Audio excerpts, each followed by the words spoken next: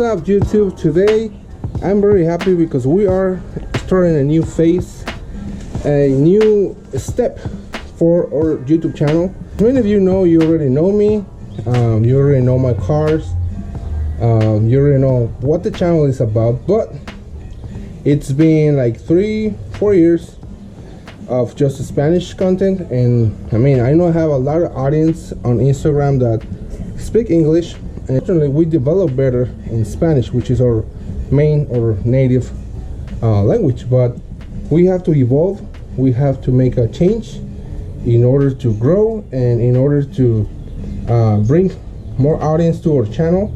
So for the existing audience that we have, we making this change because I read your comments saying that, hey, you should probably do subtitles, English subtitles, or at least translate whatever you're saying in Spanish so we can understand. But the thing is that that's a lot of freaking work, guys. I mean, honestly, I tried it. I've tried to write the subtitles, or as I speak, translate whatever I'm saying, but it's just a lot of work. It's pretty difficult. And even though my English is not 100% perfect, at least you guys can understand me now. So yeah, we are changing the channel to be in English. I know there's gonna be some parts that we speak Spanish as we speak English in my Spanish video, so it's the same thing. But pretty much the channel will be I would say 80% English now, because we still have friends that don't speak English, so we have to speak Spanish. So but I mean, most of it will be English now. So the first video that we are making today is to show you my cars to whatever people that don't know me. I own 2 Mitsubishi Eclipses. Our channel is all about mod tutorials, events, racing, which is the latest things that we've been doing, like the most, racing the cars. Even though they're not the fastest cars, I know that. It's fun. I mean, it's pretty fun to race cars and know what this car can do against another brands or another makes, and against another newer or older cars. I hate to be underestimated in all means, like at my work, at my life, at my cars. I hate being underestimated, so that's why I always put things to the work, try them out, see what they can do. At least I'm trying, and I like to see what they can do, being what they are.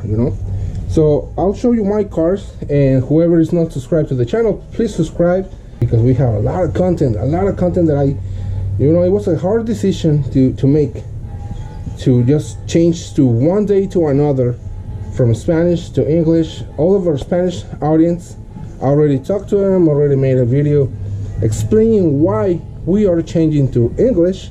So for those that don't speak English, trust me, I'll be translating Spanish much easier than if I do Spanish to English. So don't worry, I got you. Today I'm going to show you my cars. People that already know me, they know I have 2 Eclipses, a 3rd gen and a 4th gen Eclipse. Both of them are the highest trim model of these generations, which is the GTS and the GT 3.8 with Mavic. So let me show you my cars. I'm gonna tell you the specs and whatever mods that I made to them.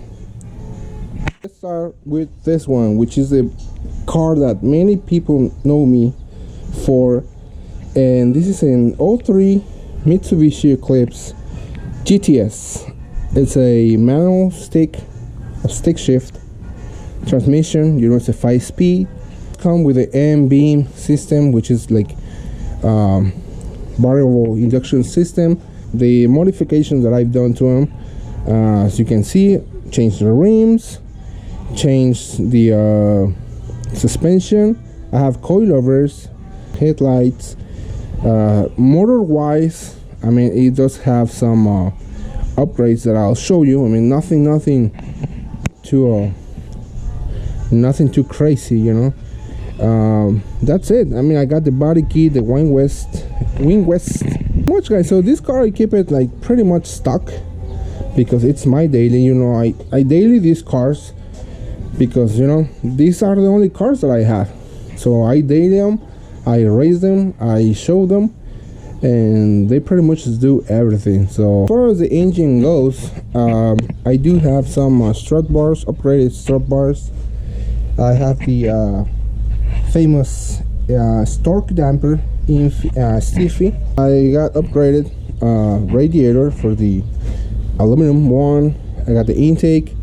You know, service wise, for the ones that have followed my channel, even though there were videos in Spanish, I've done myself with these hands everything on this car.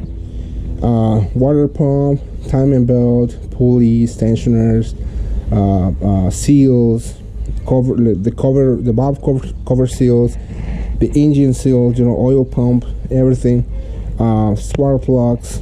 What else? I think I already changed the alternator too.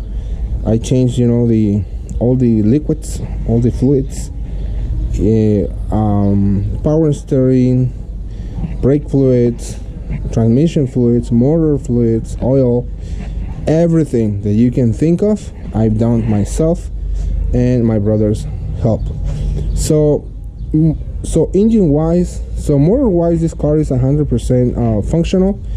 I've driven it like long trips, like I want to say the longest trip was to San Francisco once, which you already know it's kind of like 6 to 7 hours from California. I mean, from Los Angeles or Riverside, 6 to 7 hours trip.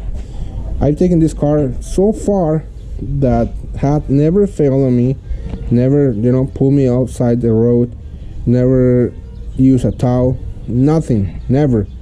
So I want to say that this engine is pretty reliable. You can trust on it as long as you make the services on time and you make them right with somebody that knows how to do it, with somebody that knows how to make services to these Mitsubishi engines, because they're kind of tricky. You can tell, like, you can say, oh, you can say it's a slow car, you can say whatever, but honestly, they are tricky. You have to know how to service these engines so they can work properly. Other than that, guys, you know, little things like the hood shocks or support, whatever you call them. I have some gauges on the inside of the car just to, you know, monitor my temperature and my oil pressure and all of that, because these cars tend to have a little fail on the temperature sensor, which is this one's over here on the V6 engine. Sometimes they overheat, but they're not actually overheating. It's because the sensor, it's malfunctioning. So that's why I have a secondary temp gauge, so that whenever I see the stock gauge, like, you know, going back and forth, I check the other one and I can just confirm that it's the sensor or it's actually my car overheating. So that's why I got those gauges in the inside of the car, not because I want to pretend that I have a turbo system or nothing. It's just to monitor my temperature on the car, my pressure, oil pressure, and I think it's the coolant or the oil temperatures as well. So this is it for this car. Like I said, I never imagine, or I never pretend this car to be a turbo application or to make it a race car or nothing. As you can see, it's just a nice little car that you can daily. Now let's switch to this car, which is my car that honestly I don't drive it unless I go racing with my friends, or, you know, I've taken it to the drag strip like 2 times, even when it was pretty much stock, because I even had some heavy ass wheels when I took it to the track, and I made 16 seconds. No, hold on, 15 seconds. No, hold on, I made, hold on, that was 15 something. This was like 14 something seconds. 14 and I think 14 highs or 14 lows on the quarter mile.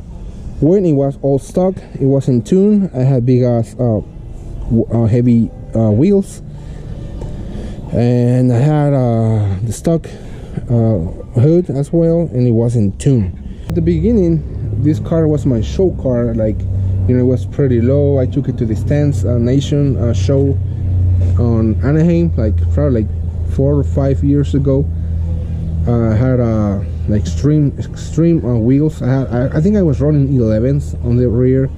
It was pretty low. I had a stretch tire. You know, it was slam. Like if I find a picture like how it was before, I'll put it on the screen. But this car, it was my show car, and I never pretend, or I never think about making these cars a race car till I found a guy that was able to tune it correctly with E85, which is a little bit better than regular gas, the 91 gas. So I talked to him one day. He said, okay, I can tune your car. Is it full bolt-on? I told him yes, it is. I have you know, the intake, headers, straight pipe, and yeah, I mean that's pretty much what I have. So he said, okay, that's cool, bring it to me, I'll tune it, I'll change it from 91 to E85. He did the tune. I kind of love it, and since then I just, you know, dedicated my time to make this car lighter and better for racing. That's why I threw my old wheels away and I found these Evo X PVS wheels, which, I mean, compared to my replica wheels, these are half the weight of my replica wheels. So I changed to these wheels only because I know these will fit this car too. So if at one point I want to change, you know, like swap wheels, I can do it. So I grabbed these wheels honestly because they were the cheapest option for me. Recently I found the carbon, I think this is carbon glass, it's not carbon fiber, hood. So I put it on. It weighs half of the stock hood. So I tell you one thing, this car, since the first day when I bought it, I thought it was fast. I thought that the car had a potential, and honestly, the car is fast. I mean, I raced like many cars with this. I'm not gonna tell you that I smoked them, but for what it is, the car fights head to head. Honestly, with newer cars, with faster cars, I think the most impressive one was when I raced this Infinity. It was Genesis 3.8. It was tuned because the guy, then I found it on Instagram and I see that the guy is tuned. So you know, the Genesis from factory, it has much more HP than this one. For about half mile, like we were like going from 40 to 120 or 130, something like that. It was crazy. It was one of the best races that I've had with this car. If you've seen my channel, I've raced the BMWs, I've raced my friend's GSX, Eclipse. I mean, that GSX is fast, but this car, honestly, if he messed up one time, he's done. I'm gone. That's it. And he's done it. Like one time he fucked up. One time he messed up on second gear, and I was gone. Like literally, I was gone. So the car is fast, and like I said, the only thing that it has is a tune with E85. I haven't even worked on reducing more weight because I haven't get a chance to do it. You know, all this pandemic stuff, and you know, honestly, I've been low on money as well. But I already have the trunk. So next thing will be the trunk. Take off more weight, and probably will drop the seats as well, and put new racing seats that are lighter than this. And I don't know what else, but I think that just lowering or reducing weight on this car will make it much more faster than if I keep adding to the engine, because I know I can still change the gas pump, which I'm gonna do as well, and the injectors, which already have them. So once I do all those modifications, I'll be pushing, honestly, to the wheels like 400 HP. And if you haven't seen this channel, go check PR Drive PR. I'll leave the link on the description so that you can see what the Puerto Rican guys are doing with these motors, because it's just crazy how they put this motor on a Evo, they put this motor on a Mirage, and they're making, like, for a stock motor, they're making crazy numbers. So check their channel so that everybody that owns these cars know that the car has potential, and you can see what they're doing, so you can see what they're doing, and you can know what to do with your cars if you want them to go faster, because these motors are the next generation on the Mitsubishi platform. Well guys, so this is a video for today. I hope that my English was good enough to express myself and for you to understand me. This is my cars. I'm Frankie Mitsu. Don't forget to like, subscribe, share, and I'll see you on the next one. Bye.